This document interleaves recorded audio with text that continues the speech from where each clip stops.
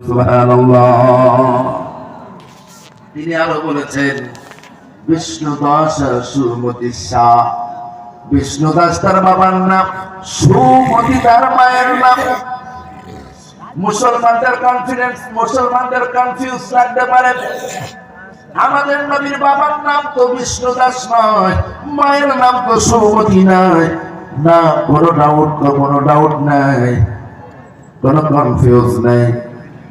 আসলে বিষ্ণুদাস শব্দটা আরবি নয়, বাংলাও নয়, এটা একটা সাংস্কৃতিক শব্দ। সাংস্কৃতিক বিষ্ণুদাস শব্দটাকে যদি ট্রান্সলেট করে বাংলা করেন হবে সৃষ্টিকর্তার দাস। সৃষ্টিকর্তার দাস শব্দটা আবারও যদি আপনি ট্রান্সলেট করে আরবি করেন, অটোমেটিক্যালি আব্দুল্লাহ হয়ে যায়। বলুন সুবহানাল্লাহ।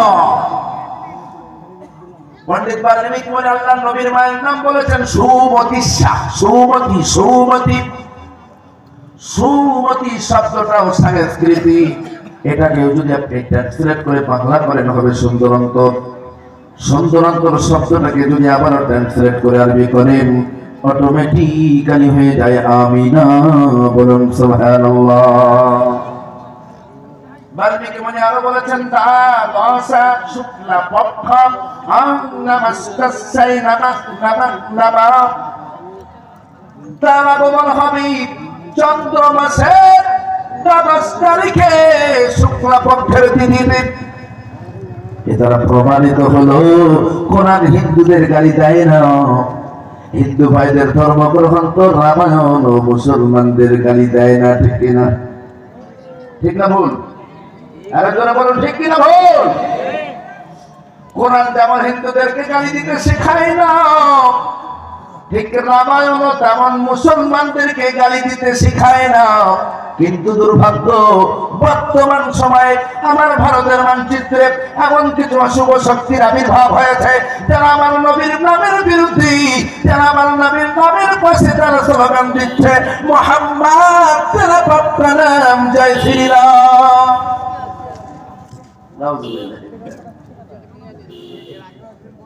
এমনটাও শোনা যায়। এমন কিছু অশুভ শক্তি বর্তমানে ভারতে মাথা ছাড়া দিয়ে উঠেছে। মুসলমানদেরকে ধরে আর জয় শ্রীরাম বলাতে বাধ্য করায়। কোরআন বলে ধর্মীয় ব্যাপারে বাড়াবাড়ি নয়। যার মন চাইবে পূজা করবি, যার মন চাইবে নামাজ পড়বি, কাউকে বাধা দিও না। রামায়ণ বলে মুসলমানদের নবীর মর্যাদা এতটা। রামায়ণ যেমন হিন্দু ভাইদেরকে গালি দিতে শিখায় না, কোরআনও ঠিক তেমন আমাদেরকেও গালি দিতে শিখায় না হিন্দু ভাইদেরকে। কিন্তু দুর্ভাগ্যবশত বর্তমান সময়ে এমন কিছু অশুভ শক্তির আবির্ভাব হয়েছে যারা ধর্মগ্রহণের খোঁজ লাগে না, ধর্মগ্রহণের জ্ঞান তাদের কাছে নাই। অযৌক্তিক ভাবে তারা আমার নবীর নামের পাশে লকাব দিয়েছে মুহাম্মদ তেরা বাপ কা নাম জয় শ্রীরাম।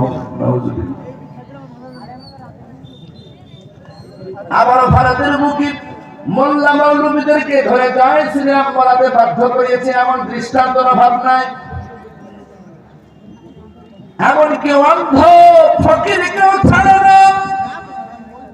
ভিক্ষা করতে করতে এক অন্ধ ভিখারি কোন এক হিন্দু ভাইদের মাঝে ঢুকে গেছে। বাবা আমাকে সাহায্য করো। সোশ্যাল মিডিয়ায় দেখেছি 4 জন সান্তাল যুবক ওই অন্ধ চাচাকে ঘিরে ধরে বলছে জয় শ্রীরাম বল। নেতারা বলছে বাবা আমি মুসলমান, আমাকে জয় শ্রীরাম বলাতে বাধ্য করো না। জয় শ্রীরাম বল। বাবা আমার ইমানের ক্ষতি হবে, বাবা আমার কমন করে চাপ দিস না, তোদের ধর্মীয় বাবা তোরা বল। তারা হুমকি দেয় জয় শ্রীরাম বলেছো তো বেঁচেছো, না বলেছো তো তোমাকে পিটিয়ে সাইজ করে দেব। সঙ্গে ছিল তার বিবি, সেও তখন বলছে একটু বলো না। বুঝে নিয়েছে না বললে আর রাস্তা নেই। এমনটাও দেখা গিয়েছে ওই বৃদ্ধা তাদের পিতৃতুল্য বয়স্ক অন্ধ ভিখারির দাড়ি ধরে জয় শ্রীরাম বল, জয় শ্রীরাম বল এমন করে দাড়ি থাকলা দিয়েছে। বলুন যদি কি ভাইরা, ওই দৃশ্যটা ভারতের মানুষেরা কি একা দেখেছে না পাকিস্তানিরাও দেখেছে?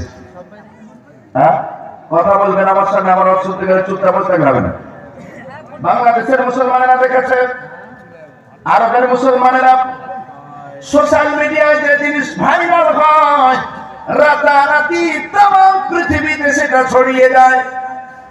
ঘটনা যখন ঘটে আমি খোদ নিজে তখন ঢাকার বুকে বসে বসে যখন দৃশ্য দেখি, দুই চোখের দুই কোণা দিয়ে ঝরে পানি গড়িয়েছে। হায় ও ভাইরা, তোমরা কি তোমাদের ধর্ম গ্রহণ তো দেখো না? তোমার ধর্ম তো এই অধিকার তোমাকে দেয় না, অন্য ধর্মকে গালিবার অধিকার কোন ধর্ম কাউকে দেয় নাই। মুসলমানদেরকে যেমন কোরআন দেয় নাই, তেমন হিন্দু ভাইদের কি রামায়ণ অধিকার দেয় নাই মুসলমানদের গালি দেওয়া, রিসাব দেওয়া। মুসলমান ভাইরা আমার, ঢাকা শহরে বসে যখন দৃশ্যটা সর্বপ্রথম দেখলাম, আমি তো অস্থির হয়ে গেলাম। আল্লাহ, এই দৃশ্য দেখবার পরে মুসলমানেরা মাথা গরম করে নাকি অন্যান্য কান্ট্রিতে মুসলমানেরা আবার নন মুসলিমদের উপর অত্যাচার